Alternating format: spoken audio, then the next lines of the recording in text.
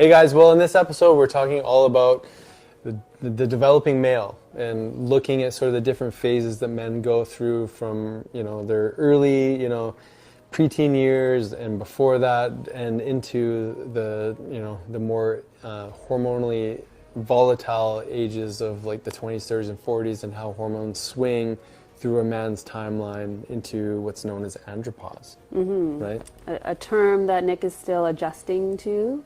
And so we do talk about how those Because it says changes... andropause. Like Right. it's almost like this idea that hormones stop. Well, or just they like pause. it's been said, menopause. No, but Yeah. like literally estrogen shuts down for women. Just like testosterone shuts Well, it down slows for men. down. Yeah, anyways. Estrogen pause. slows down. So this is what we're talking about in this episode, are the different changes and challenges that men also go through, because we talk about women's hormones all the time. So in order to understand each other more deeply, we need to understand the different cycles that male and females go through, and so that we can understand our counterparts and understand our kids, because our kids are also going through those cycles.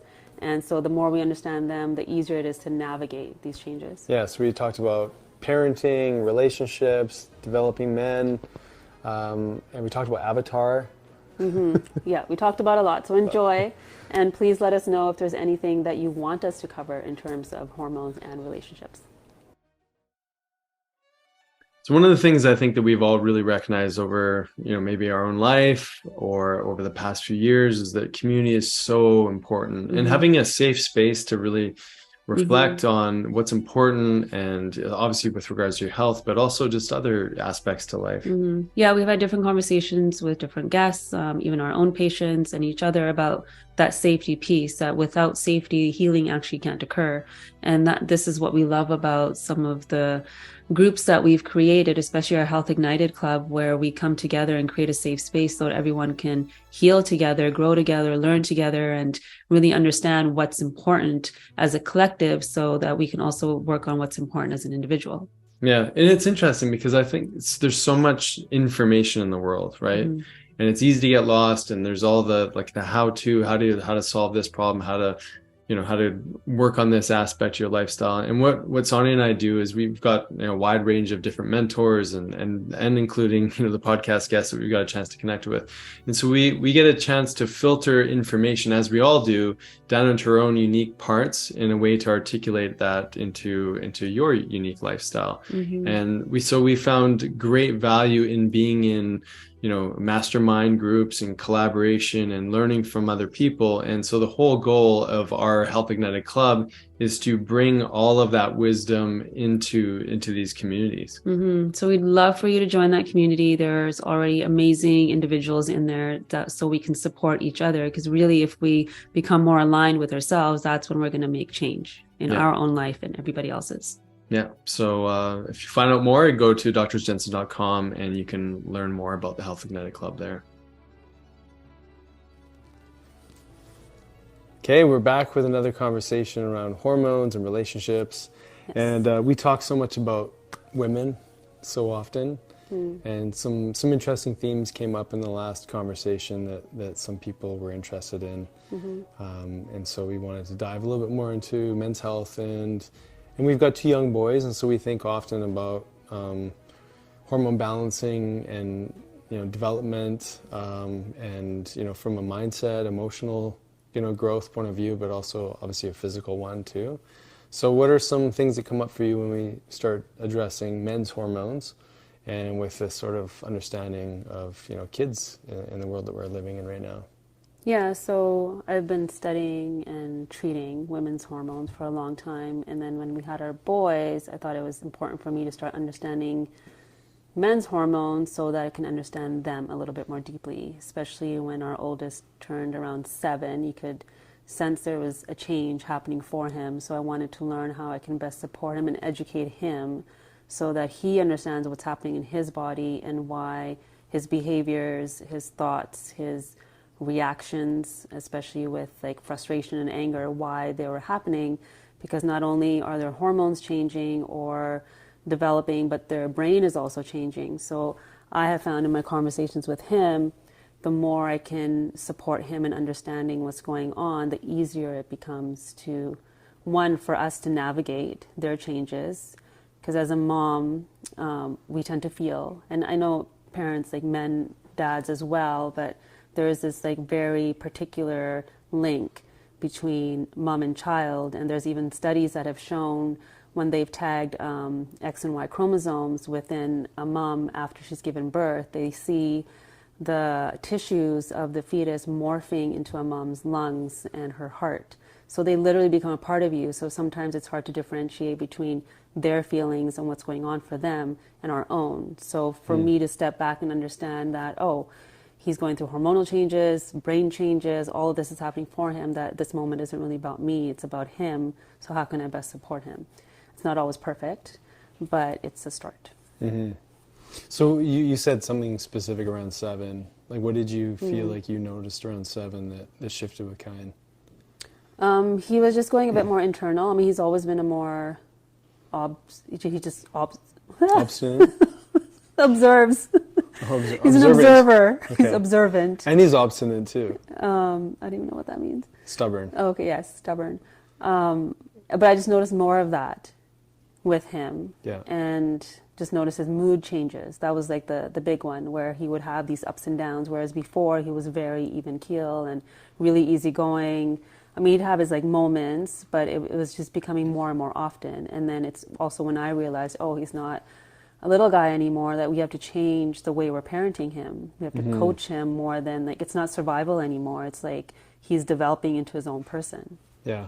Well, what's interesting just around that age 7 too, obviously there's a lot of changes that go on in the brain. The brain tends to be moving out of this record state, that theta state, and into more of a larger range of different electrical stimuli in the brain, which, the emotion of anger, which you brought up, is a thing, a common one, because that starts to create a bit of boundaries for what's his and what's yours, like you mentioned, and so I think that it is a really interesting time. And also think it's interesting just for men in general as they develop, that often they don't emotionally grow a whole lot, past some of these early developmental stages. I think there's a lot of like learning that gets embedded, and then it just kind of lingers. That's the survival or that adaptation into that, teenage year. Sometimes we can get stuck in our patterns there. I mean, this happens to women too, but I also think for young men, they don't have this like initiation into change. Yeah. Whereas for young women, they literally start bleeding, so they know something's happened, something's changed. Right. Whereas for young men, it's happening so gradually, and it's just happening, and there's no explanation around it, or talk about it the way us women can talk about it, that they don't really know what to expect. So then it's harder for them to navigate that, or maybe then that's what gets them feeling stuck, because they don't know the different stages that they're in their growth. Yeah, that's super interesting. I mean, there's physical changes, obviously. Yeah. Men or boys tend to go through a delayed growth spurt, but obviously there's physical changes that happen. The voice changes and all those other things, but yeah, there's no real ritual around that developmental change. And maybe that's partly where there's some emotional stuckness. Like there's no real, going out into doing a walkabout, or just recognizing there's sort of this mentorship of graduating into this new stage of development as a man. Yeah, so like physically there's change happening obviously in the brain and the hormonal system, but I also think culturally there's expectations of what young men are supposed to be like, or what a definition of being a man, or like man up, or these things that show up. And these are things that I didn't really tune into before having 2 young boys. Now I'm very aware that they're just like women have their expectations, men also have expectations that they are trying to meet as they're growing up, because of the conditioning that they're seeing maybe on TV, or now social media, or their father, their grandfathers, their uncles, and just how they're moving through life is also how they're learning about their changes, rather than having like open conversations around what's happening. Yeah, so I mean, interesting, because it all correlates back to hormonal health, right? Because obviously, in order to develop our masculinity as men, the male sexual characteristics, or all those things, there's a lot in the environmental construct, or the environmental toxicity that's contributing to affecting those early surges in hormone production, right? Yeah, so much dependent on like what mom and dad's health was at conception. And also there's been studies showing that a grandfather's decisions in puberty, his decisions around food, alcohol, drugs, all of that will contribute to how the grandson is going to show up in his like metabolic state. So metabolic syndrome, diabetes, and all these things start to show up even more if the grandfather hasn't taken care of himself. So it's like you're not just carrying your own picture, you're actually tapping into the generations before, and they have to like unravel what they've done and start kind of working from scratch. Yeah, so I mean, I guess that levels up the responsibility for a parent to make sure that you're doing what you can to live a healthy life, and try to, you mentioned metabolic syndrome, so doing something to develop metabolic flexibility through fasting and all the other lifestyle tools that we teach, so that you can embody that ideal for your kids, and obviously that can carry forward in a really positive way. But yeah, that's super interesting that our grandparents have influence genetically or epigenetically on how we're going to show up and how we're going to develop. And that's like Rachel Yehuda has done a lot of work around that. Like she's mostly worked on generational trauma that's been passed down, but also how that influences somebody's physical body and their ability to deal with stress, their ability to actually produce hormones, or their ability to navigate insulin and cortisol and all these things. So when you start to look back, it can feel a bit daunting. Does that mean I don't have control over the changes that are happening right now, or my lifestyle, or my body? But actually it's empowering to think that what we do today can change the trajectory of the next generation and the generation afterwards, and that we do, in terms of epigenetics, have the power to change that just with our decisions. So, I mean, our boys aren't necessarily thinking these things. No, they're not. But as parents, we can instill that in them, plant the seeds, and yes, they're going to make their different decisions as they grow up. I mean, our youngest is always challenging me on all the things, but hopefully we've planted enough seeds for them to question their decisions. So raising young men, as parents, we've struggled at times, we've succeeded at times at finding the best way to communicate to our boys. I know that you come to a conversation or a challenge with our boys differently than I do. What's that been like for you? Because you mentioned sometimes, like, when you are disciplining them, it can be scary as a man, disciplining the boys versus like communication on a woman's side. So maybe like just speaking to what you notice in our relationship and how to help support and guide our kids as they are moving through their challenges. Yeah, so being the only female in the house and witnessing sometimes the joys and the challenges between the three of you have been interesting, especially with you and our oldest, because he's 11 years old, so there's a lot of changes happening for him. But from an outside-in perspective, it looks like there's like a testosterone war going on when there's like a challenge that you're challenged with around him, and then he kind of puffs up a little bit. And so that, for me, being the female, like, I don't know what to do a lot of the times, because my mama bear shows up in that moment. And also my perception on how to deal with them is different, because I want to nurture them. I want them to feel like I'm the person that they can lean back on and feel safe and feel all the things that they're feeling. Whereas for you, you come at it with more discipline. And I do feel like when I have to step into discipline, that then I'm stepping out of my yin state and have to step into yang, which is necessary too as a mother. But if I have to do that too much to match them, it doesn't work. Like, I have to come at it at a different angle, even for them to receive what it is that I'm saying. Yeah, I totally agree. I mean, obviously Kyan can be very, like, to go back to that word, obstinate. Part of me gets really irritated that he does that he argues or challenges a point. But part of me also really respects him, because I wasn't ever able to do that to my dad. Yeah, so he feels safe enough to actually question. Totally. And I will have to admit that I've really planted this seed inside both of them, question everything. And sometimes it's challenging. But the reason I want to have this dialogue is because if we're looking at men's health, it all starts when we're young, right? Like, our confidence, our understanding of relationships with women, or relationships with ourselves.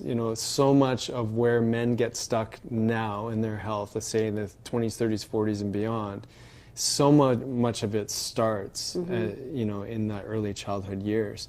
And obviously, you and I haven't figured out parenting, all that you need to know. But one thing that I think that we do well is that we admit our mistakes. We do, we're not always perfect in the moment when the emotions are high. But at some point, we will have a really deep and meaningful conversation with them to let them know where we, misstepped, or where we were wrong, and what we were trying to truly understand about the conversation, the challenge, and to give them space to speak as well. So we're not perfect in the moment, but we can definitely, understand one another more deeply as we learn about one another, really. And I think so much of that, imprinting at that young age and the developmental years through the teens, and as those hormones surge, really impact how we show up later in life, which is kind of what I was saying before, where I feel like so many men are emotionally stagnant and stuck in their early childhood development because they were never given the space to truly explore their feelings and what have you, and they were just observing that older generation of like, turn off emotion, just whatever feeling is not allowed, you just go and do what you need to do. Yeah. And there's a disconnect. Do you think a part of that is, like we talked about in our last episode, behavioral endocrinology, and testosterone being like the hormone, and it's surging at those different stages, like starting around age 9 or 10. Do you think because that hormone is such an action-oriented one, that it was necessary to step aside from emotions, so that if we look at our ancestors and what they had to do to survive, that if the emotions, if men at that time gave way to emotion, they wouldn't get the thing done possibly to protect the family or whatever, like the wars we've had, all of that. Like I wonder if there's been this like generational imprint that if we step into emotion, then you lose some of that other element. Your productivity. Well, I think that's, I used to really get, I don't want to say trigger, but bothered by that like toxic masculinity, and really, just fight through it, like don't address the emotional system. But there's value in all these things, right? So there's value in being able to recognize that there's an emotional surge of some sort, whether it be discomfort or fear or whatever, and be able to sort of compartmentalize that so that you can get a task done. But then it also creates a disconnect. And I think a lot of the, discussion around, not a man not being able to express himself emotionally is a sign of a weakened man, or like someone stuck in their ego, or whatever you want to label that as. I think we can embrace all of it. We can embrace that there's a time and a place to really, put the emotion aside and get the task done. But there's also time for reflection, and we need to be able to step into that as well, so that we can maybe course correct the next time we get exposed to that experience, or reflect on it and actually say, okay, what was the value in me expressing myself in that kind of way, or what can I do better next time? So what do you think has been the biggest challenge for men's hormones? Well, I think there's definitely like this we talked about in the last episode that the only thing that's constant is change. So there's this adaptation that's happening, obviously, as we go through our different generational phases of, things that the culture changes, right? And so the expectation of what a man did, say, for work, and had his wife at home taking care of the kids, like so much of that dynamic back in the, say, 50s is completely changed. And so roles for some men stay home, right, and they take care of the kids, and I think a lot, in our generation, there's a lot more fathers that are taking on a role of at least balancing the equation when it comes to parenting. So I think that, understanding that there's this sort of changing cultural dynamic that's showing up, men have had to change. So that's an environmental sort of social impact, I think, on men's health. And then there's also, like, I think men generally, especially a lot of the ones that we get a chance to work with, they come to see us because they want to feel more optimal. And so I think there's a desire for men to want to feel better, and almost like an acceptance that it's okay to ask for help. You know, we're maybe, you know, 10, 20, 30 years ago, that wasn't really as accepted. And so I think there's definitely a shift towards men's health becoming more aware. And I think the biohacking movement's been really powerful because it's, you know, men, you know, it's more action oriented. It's more action oriented, right? And then there's an observational benefit from doing something, which, you know, creates, like, there's a result sort of, you know, win from that. So I think there's multiple things, but you know, we talk a lot about toxicity in the environment. So there's also a lot of estrogen impact on men and men's health, and obviously not enough of us men know about how that's going to impact our testosterone, you know, how we express our health. So maybe dive into that, like what are the different estrogens that are impacting men and where are the sources that it's coming from? Yeah, well, I mean, you can speak to that too, but, you know, so it could be pesticides, it could be heavy metals, it could be birth control in your water. Birth control in your water, you're not filtering your water properly. I mean, plastics in the environment, BPA's. Soy. We know about the tyrosine, which is sprayed on a lot of the rice fields and wheat fields, corn crops probably as well. That in salamander studies shows that that's actually converting females or male salamanders into females. So that's another estrogen exposure. So a lot of our environmental, modern agricultural, you know, chemical, industrial, you know, impact and how it's playing a role in our hormones is huge. And maybe you have some others that you would add to that I would list. say those are the big ones, like what we're consuming every day in terms of diet, what we're putting on our body, what's coming in the water system that's actually going to also make changes. So I've seen a few teens, like young men, and they have gynecomastia. Yeah. So enlarged breast tissue. Yeah. And so what are some... And that, I mean, how concerning is that for a young boy? Yeah, absolutely. Right? Like, yeah. So there's like then, you know, there's all this like social stuff that they're challenged by, and just from a health perspective too, they're not able to perform as well as they want, because a lot of the ones that I ended up seeing were playing some sort of sport, and they were gaining weight around their midsection, which is usually more estrogenic. Yeah. And so what are some symptoms that you've seen in men that usually brings them in, kind of, it's like their foot in the door to start understanding their hormones? Yeah. Well, I mean, most of the men that I see typically are in that sort of 35 to 60-year-old range. And often they're coming in concerned about, you know, whether it be libido or weight gain or chronic pain or poor recovery after exercise, like just not feeling as vital and happy. Most of them aren't coming in talking about the level of depression they're feeling, but that's a huge component. And I think that men, and you know, this is sort of a great example for men in general, they're more likely to find the physical debilitation before they, you know, express themselves in the mental emotional side. But really, like, they're depressed, right? They've lost some of their direction and their drive and zest for life. And so those are the sort of symptomatic reasons I think most men are coming in. And it's really neat actually to be able to communicate to them about how much control they have over, you know, what's going on. But when we start talking about things through the lens of testosterone or growth hormone or estrogen overload, you know, all of these things really start to make sense for men. And they seem like they're more inclined to take action steps to feel better. But I think so much of this, because, you know, we're not as, you know, good, I think, at speaking about things, about what's not working, you know, especially like in, say, groups of friends and things like that, women seem a little bit more socially capable of doing that. And so I think it's more in these one-on-one interactions that happen in the clinic where we get to hear some of these deeper stories. But, you know, as they start to learn about themselves and understand that they do have control, it's so rewarding to see that. So what about mood? So we openly talk about swings that women deal with through their cycle, perimenopause, menopause, but it's not often talked about that men also have mood swings. Yeah, IMS, right? Irritable man syndrome. Irritable man syndrome, exactly. So maybe describe what's happening there. Yeah. So, I mean, there's behavioral stuff, you know, like even from early childhood, there's obviously environmental impact of toxicity and how it's affecting our hormones.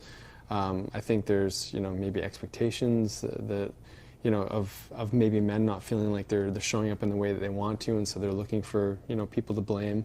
I've never done that before. Well, I think there's a lot of reasons why, men are, expressing themselves or not expressing themselves in that emotional kind of way. But yeah, I think that's a huge factor in what's affecting men's health to begin with, is just that they're either not identifying what they're actually feeling, or maybe labeling something else as the problem without actually, taking the time to look in. But what about from like a hormonal perspective? So women clearly go through perimenopause, menopause, and men go through andropause. So there's often changes that they'll probably start seeing at age 35, even younger.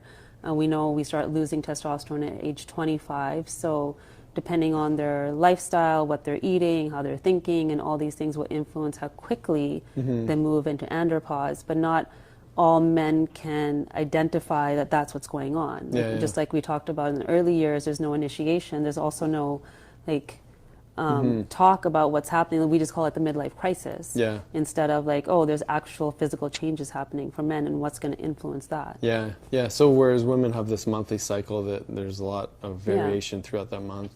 Men tend to be more in a 24-hour cycle for the hormonal system, and the up and down swings in testosterone through the day, depending on activity and all those environmental influences. And then there's this longer cycle, just like there is for women, where there's this move towards menopause. Same thing for men, is that there's this move towards andropause, which is basically this, consistent decline in testosterone and rise in estrogen. So for some men, that's as early as like 35. Upwards to, like I said, 50, 60. Some of our 60-year-old male patients have better testosterone levels than our 20-year-olds. And so it's really an individualistic experience, but that smaller 24-hour cycle, the fluctuations in testosterone really play a role on mood.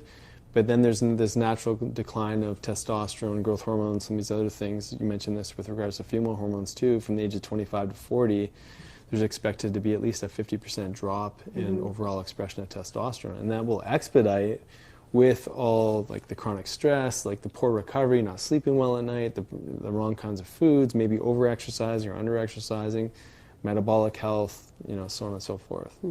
So then in those andropause years, like what are some typical symptoms with that? Like for example, for menopause, you kind of hear about hot flashes, night sweats, low libido, incontinence, mood swings, depression, anxiety. Like I could probably go on and on, right? So what for a man, for males, what's happening there? Yeah, I mean a lot of the same ones. So it's weight gain, change in mood. There could be low libido, erectile dysfunction. There could be just feeling depressed, and those are the big ones. Weight gain typically would be around the belly, and again, like you said, with some of those men, even in earlier childhood, they can have gynecomastia. Some men are developing more, breast tissue as a result of increased estrogen. And then, as testosterone declines, they're more likely to have cardiovascular issues, because testosterone obviously is very anti-inflammatory. There tends to be a natural upswing in insulin or insulin resistance, which is directly counterproductive to testosterone. So men will get a drop in that. But symptomatically, it's all of those things. And I guess the other big one would be just really not recovering after exercise. Really, they're just feeling like it takes a really long time the aches and pains to go away before they're ready to be active again. And sometimes, especially for those men that are typically more active, that's one of the big things that gets them to come and investigate. What are my hormones looking like, objectively? Yeah. And so that, I think, is the thing that will then impact relationship. Like I have a lot of female patients, and we'll talk about their libido and, rate it out of 10, or rate the quality of your relationship out of 10. And we'll start talking about that. And sometimes it's actually the other way around, in a sense that it's not the female counterpart that's having a challenge with libido, but it's actually their partner. And then I'll ask, well, is your partner getting any help, or are they looking at their hormones? Well, no, they don't even want to go there and talk about it. And so sometimes we have this assumption that it's just like the female counterpart that's having more of the libido issues at that stage, but a lot of men do too, because of the factors that you're speaking to. And then that impacts how couples are relating to each other. And because there's so much, especially around that stage, there's so much change that's happening. Like there could be that kids are going off to college, There's changes happening in people's careers or whatever it might be, but there's so much letting go of an old pattern, routine in life, and it's like relearning how to be with each other again. And I find that's when a lot of couples have challenges coming back together to know each other again. Mm-hmm. So like, what is something that we can support couples from a physical sense in their hormones so that they can come together again from this like new perspective of understanding each other? Yeah, well, I mean, we see this in practice. Typically in relationships where both parties are working on themselves, doing something to take an active role in what they're putting into the body, how they're moving their body. When you eat better and you move your body more regularly, you're typically going to feel better. Mm-hmm. So just showing up in a relationship in a better mood because you're taking care of yourself is already, the environment that's going to really support connection. And especially if that's something that can be done together as a couple, like what a great way to build, support for one another. Mm-hmm. So that's like just a basic lifestyle thing. But yeah, I mean, when we start looking objectively at someone's hormone health and nutritional markers and get some objective, information around what's going on for that unique individual, and then start taking action towards building up their cellular health and their detoxification and whatnot, their hormones are going to work better. Mm-hmm. And so they will, again, not just feel better, but they'll be able to perform better, recover better, lose that weight that they're carrying, or clear some of that inflammation in the brain that allows them to express themselves more effectively. So that environment that they're changing internally is going to show up, externally in their relationships. So I think it's fundamental. I don't really know how two people can have a really healthy, lasting relationship if they're not, working on themselves individually and finding what creates joy for themselves as an individual, so that they can, share with their partner what they're learning, what they're experiencing. Mm-hmm. I think it's an essential recipe for healthy relationships. Yeah. So we watched Avatar last night, and there were a lot of emotional parts, and you were talking about those like father-son moments. Oh, why am I getting emotional just talking about it? So it was a cry fest. It was a cry fest, because we have two boys too. I think that it hit home more. So like talking about hormonal health. So, you have a young man, male growing up in your household who's having these different surges, starting from their the brain, their LH, FSH, all the way to like their DHEAs, like usually the first thing, because it's the precursor to testosterone, and then stage 2, their testosterone rises, and now they're having their changes in their body and all of that, and yet, so then the dad is at his own stages and challenged by his hormones. So how do you navigate that as you're stepping into andropause? I'm not stepping into andropause. Okay. And there's hormone changes that go on. Yeah. And we have like young Kyan and Soren that are coming into themselves. What goes on for you? And just, I don't... relating to them. In regards to, so there was like moments in the movie, for example, where the dad was like super hard on the kids, almost like military. Yeah. And then mom had to come in and be like, okay, you're really hard on them. You gotta be a little bit softer. And sometimes we have those conversations too. But finding like different angles to connect with them, so that, again, going back to the cultural norms around how we define men, how to change that so that there is safety for them to come to you when they are going through all these changes and challenges in their brains, their bodies, their relationships with others. Yeah.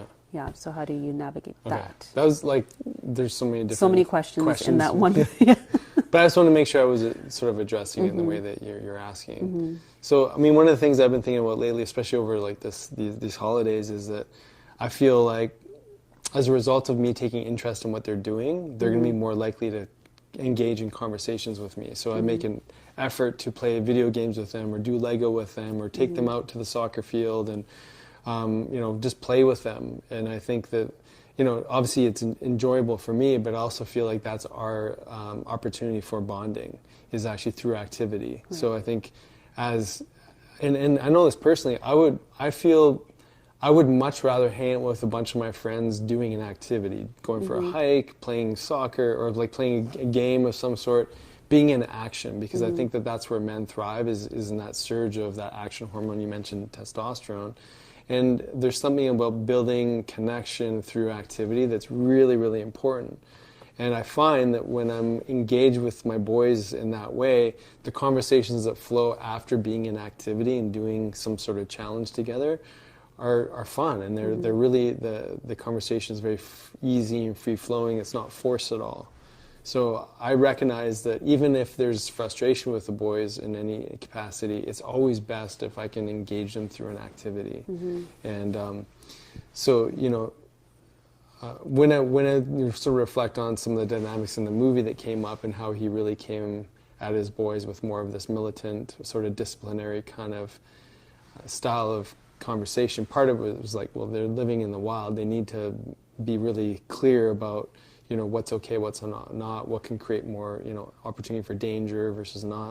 And it was interesting because the youngest boy had this really explorative and sort of rebellious sort of nature to him, and I definitely saw, you know, pieces of our boys and that sort of dynamic. And I'd say the one thing that the wife did really well is she didn't communicate that in front of the boys. She actually pulled the husband aside and was like, hey, you know, how you're showing up right now for the boys is something that can be, you know, maybe you could look at them as family as opposed to like soldiers in your military unit, right? So I think that, like, I really appreciated that sort of pulling aside and not putting the man down in front of the boys, which kind of makes them question, like, well, which authority figure do I listen to? Like, who's the parent here? Do I wait until the mom has the final answer before I decide to say, okay, well, now I'll listen? So I thought that was really neat. And I know that's something you and I have talked about in our own relationship.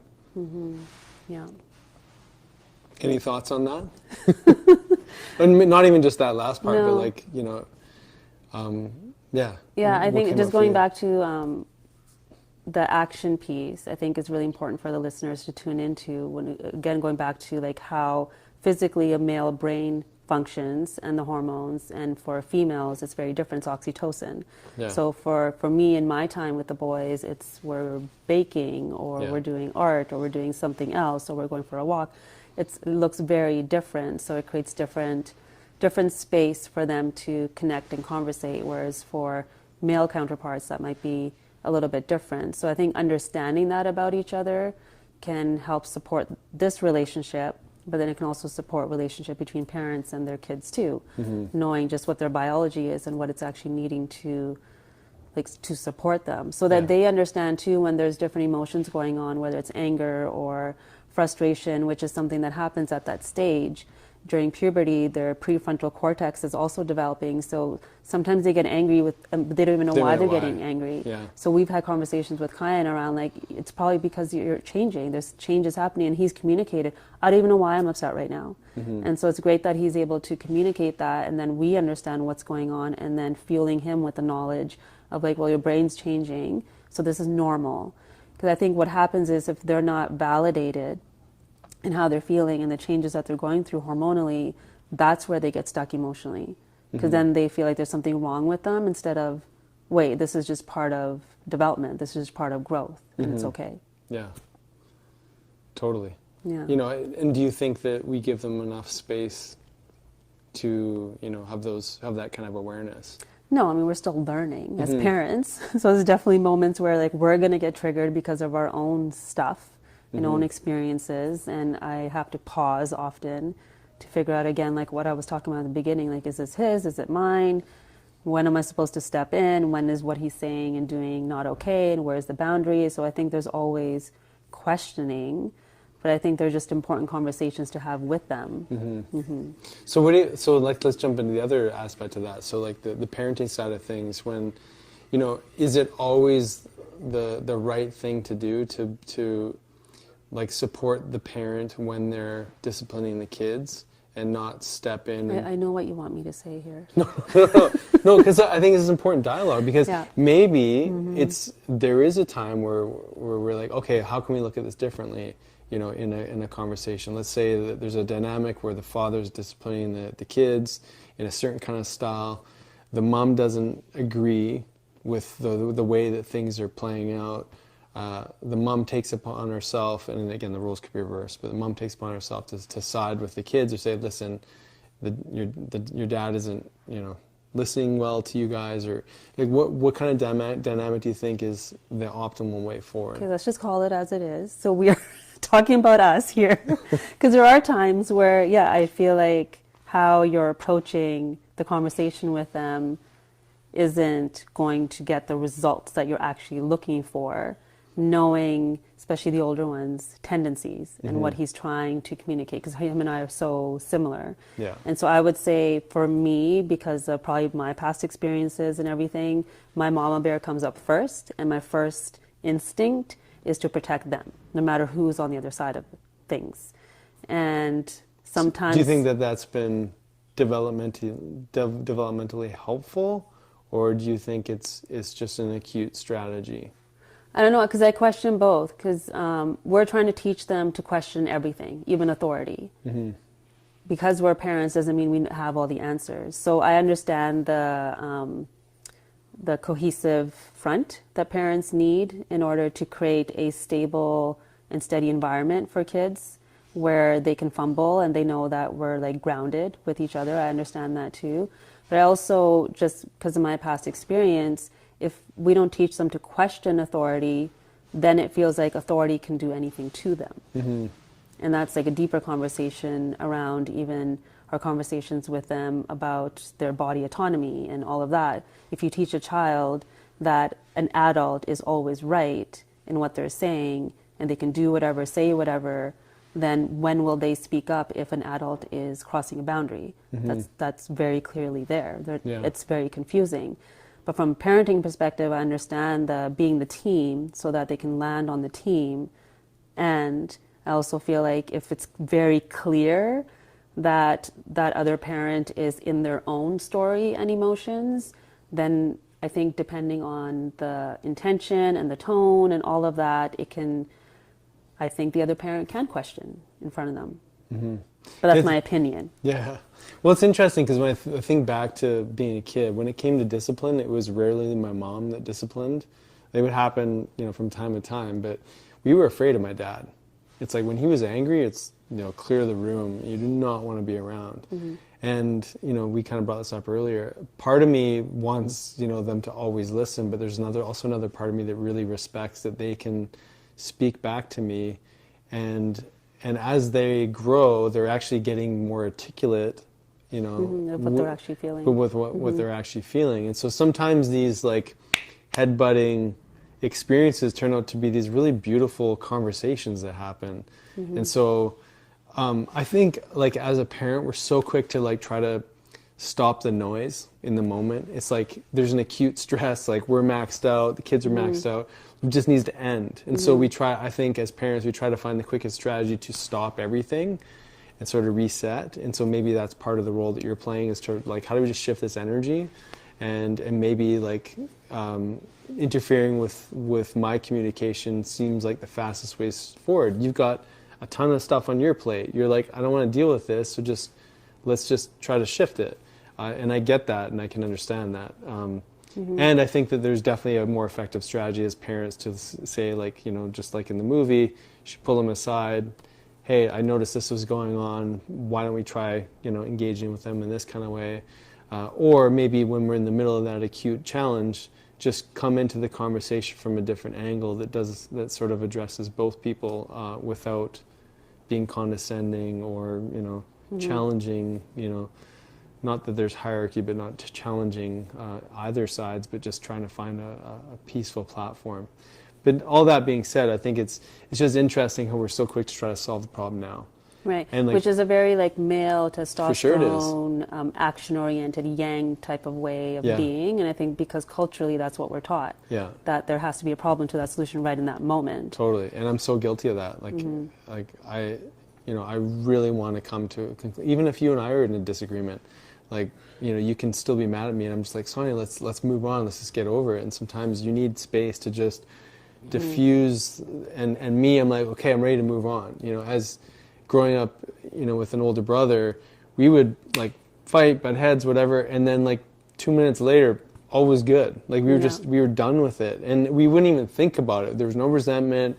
It was But your just, sister probably still remembers things for sure. today from She still brings 5 it up. years old. Yeah. So does your sister. Exactly. Right? Yes. But Yeah. you know, and I think that as a man in this relationship, or in any relationship that you're in, and then maybe I'm just speaking from my own personal experience, but there's something about just wanting to go, okay, that's done, time to move on. Mm-hmm. And I don't know what the boys think if they hold on to resentment. Maybe they're in the same boat, but I know that you definitely don't operate like that. Mm-hmm. And I think that that can be a challenge in relationships, is that just knowing that conflict, in my mind, is short, sweet. We disagree, let's get over it, move on. No grudges whatsoever. Yeah. I think there's probably different layers to that. There's the hormonal layer, just being testosterone, being that action-oriented hormone. There's the brain layer, where women are kind of gathering information from right and left hemisphere, whereas men are kind of in one and then in the other when they need to be. So there's that. There's also just the other element of the mental load. In comparison to male and female For too. sure. So there's that piece that's also going to contribute. Well, to, maybe speak to that a little bit, like the mental load, you know, just so that, you know, anyone listening can really more deeply understand what you're saying. Yeah, so I'll just speak like from our own perspective and family. It's like being, like you had talked about in the beginning, how roles have changed from the 50s. Yeah. Before there were very defined roles where mostly it was the male counterpart going to work, the female counterparts at home, cooking, cleaning, taking care of the kids and raising the family. Whereas now we're all doing it and trying. It's overlapped. We're all doing it together or trying our best to do that. So there's some elements of confusion in roles, and so it's been shown in studies, it's been shown in surveys, and all of that. For the female counterpart that's going to work, she also has more of that load of thinking about the laundry, the meals, the soccer programs, the or like everything, the upcoming camps. exactly. Yeah. So all of those things. So then that creates this other element of having to step into their testosterone more often to keep up with all the action that needs to be done. Yeah. Whereas, like, on my end, I'm maybe it's the male brain, maybe it's just me. I don't know for sure, but I'm just more like, this is what needs to be done now in this moment, and then I'll move on to my next moment, where I'm not necessarily in this moment thinking about the huge to-do list. What I've come to learn, though, being in this relationship, is that whenever I see you in frustration or in challenge or what have you, I then have to step back and sort of put on that sort of feminine cap and go, oh, she's not just thinking about this moment right now. She's thinking about like the 10,000 things. Well, it's interesting today, Soren pointed out when I was talking about my book, Mom, you got a lot of things going on. So just need to like see that just being observant of your partner. Totally. Of like, okay, let's pause. They've got a lot of stuff going on. And for women to pause too, like, okay, he's not going to think about all the things that I'm thinking about. Yeah. So how can we simple this down so that he can really understand So you put the emphasis on simple, what's simple it happening down. in this moment, and which is like, I think, such a gift that men have, to be able to be present in this moment and like check off the list and go to the next. And I also think it's a gift that women have, that we can be in all these places, but when we're not using the powers properly, I think that's where the disconnect starts to happen. Because there's expectation and resentment, right? Yeah, exactly. Yeah. So then, in conclusion of all of this, and I just want to say on that, something on that which, you know, kind of correlates to just that male sort of aspect of fluctuating or volatility in hormone through the day. This is where I think that we can be more like driven to do something now, and we're in that do mode and we get it done, and then maybe there's a shift down, and then we're more reflective and we can interpret our partner a little bit more effectively, or our kids or whatever, and then we're back into like a surge in testosterone again. And so I think that volatility in our day really serves that like get that thing done moment, you know. So whereas in your case, or in a woman's case, in that monthly cycle, there would be periods of creativity throughout the month, or periods of more desire for intimacy or connection, and then there's periods of like being withdrawn and needing space, and so I think it's just, I wanted to sort of circle back to some of that earlier conversation around like, what is the male hormonal system, how does it operate through the day, and how that correlates to our emotions and our behaviors and the decisions we're making and our ability to move past our challenges. Yeah, and I think that's a good way to close, because our future conversations too, I think it'll be interesting to dive even deeper into behavior, and even with like kids and all the different angles that we could look at. Yeah. Yeah. Okay. Well, as always, I always learn so much from speaking with you. You're welcome. Yeah.